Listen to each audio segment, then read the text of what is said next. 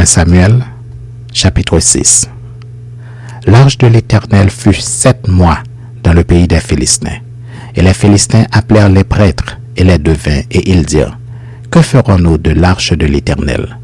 Faites-nous connaître de quelle manière nous devons la renvoyer en son lieu. » Ils répondirent, « Si vous renvoyez l'arche du Dieu d'Israël, ne la renvoyez point à vide, mais faites à Dieu un sacrifice de culpabilité.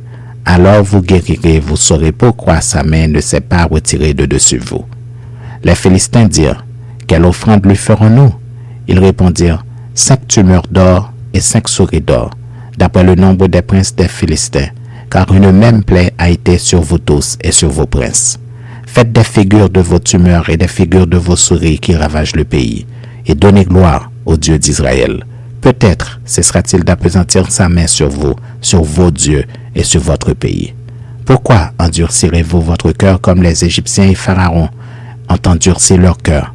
N'exerça-t-il pas ses châtiments sur eux, et ne laissèrent-ils pas alors partir les enfants d'Israël? Maintenant faites un char tout neuf, et prenez 2 vaches qui allaitent, et qui n'aient point porté le joug. Attelez les vaches au char, et ramenez à la maison leurs petits qui sont derrière elles. Vous prendrez l'arche de l'Éternel, et vous la mettrez sur le char. Vous placerez à côté d'elle, dans un coffre, les objets d'or que vous donnerez à l'Éternel en offrande pour le péché. Puis vous la renverrez, et elle partira. Suivez-la du regard. Si elle monte par le chemin de sa frontière vers Beth-Shemesh, c'est l'Éternel qui nous a fait ce grand mal. Sinon, nous saurons que ce n'est pas sa main qui nous a frappés, mais que cela nous est arrivé par hasard. Ces gens firent ainsi. Ils prirent 2 vaches qui allaitaient et les attelèrent au char, et ils enfermèrent les petits dans la maison. Ils mirent sur le char l'arche de l'Éternel et le coffre avec les souris d'or et les figures de leurs tumeurs. Les vaches prirent directement le chemin de Beth-Shemesh. Elles suivirent toujours la même route en mugissant, et elles ne se détournèrent ni à droite ni à gauche. Les princes des Philistins allèrent derrière elles jusqu'à la frontière de Beth-Shemesh. Les habitants de Beth-Shemesh moissonnaient les blés dans la vallée. Ils levèrent les yeux, aperçurent l'arche et se réjouirent en la voyant. Le char arriva dans le champ de Josué de Beth-Shemesh et s'y arrêta. Il y avait là une grande pierre.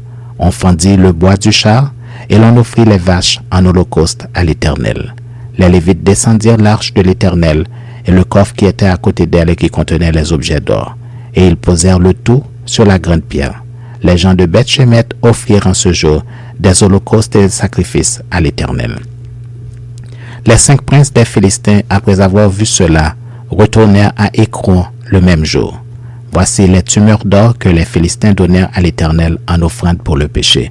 Une pour Asdod, une pour Gaza, une pour Ascalon, une pour Gath, une pour Écron. Il y avait aussi des souris d'or selon le nombre de toutes les villes des Philistins appartenant aux 5 chefs, tant des villes fortifiées que des villages sans murailles.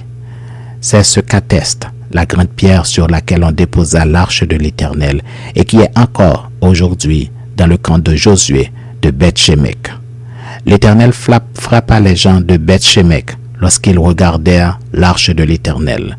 Il frappa 50 000, 70 hommes parmi le peuple, et le peuple fut dans la désolation parce que l'Éternel l'avait frappé d'une grande plaie. Les gens de Beth-Shemesh dirent, « Qui peut subsister en présence de l'Éternel, de ce Dieu saint, et vers qui l'arche doit-elle monter en s'éloignant de nous ?»